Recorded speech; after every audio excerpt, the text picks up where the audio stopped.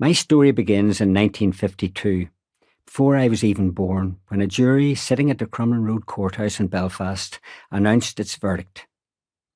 They had heard the highly emotional testimony of a young legal secretary along with the evidence of her father and her fiancé, and had found in their favour. The court awarded damages of £250 to the plaintiffs, finding that they had been slandered by a member of the legal secretary's fiancé's family. The plaintiffs were my mother, Betty Loudon, and her father, Martin. The case came about after my parents had become engaged. My father's wealthy Aunt Mary had offered to fund the deposit on his and my mother's first home, which was £250, a significant sum back in those days. However, other members of my father's extended family interfered. They disapproved of the engagement because my mother came from a working-class background, and persuaded Aunt Mary to withdraw her generous gift, even though my parents had already had their offer on the property accepted and needed the deposit. If this was not bad enough, Aunt Mary had also vindictively repeated hurtful and false allegations about my mother and her father, which resulted in them suing her for slander.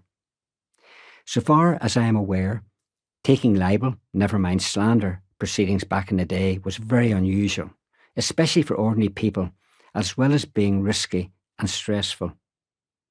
The £250 awarded to my parents was hardly the £1 million in libel damages that the publishers of the Sun newspaper paid out to Sir Elton John in 1988 over a series of false stories, or the $15 million awarded to Johnny Depp by a jury in his US defamation suit against his former wife Amber Heard.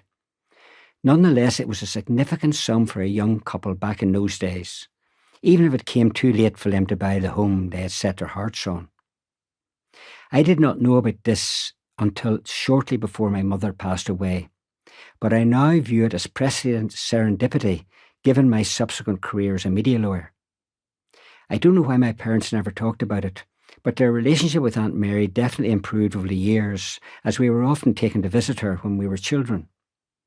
My father had had what must have been a difficult and unusual childhood, in that he was handed over by his parents around the age of 3 to his Aunt Mary and his grandmother for reasons that were unknown to us. They effectively reared him within 4 or 5 miles of his parents' farm. He went on to become a bank manager at the Trustees Savings Bank. Maybe it was just the way things were in the 1960s, but none of this was ever discussed with me or my 2 brothers. Growing up in the seaside town of Bangor, County Down, my primary interest in life was sport.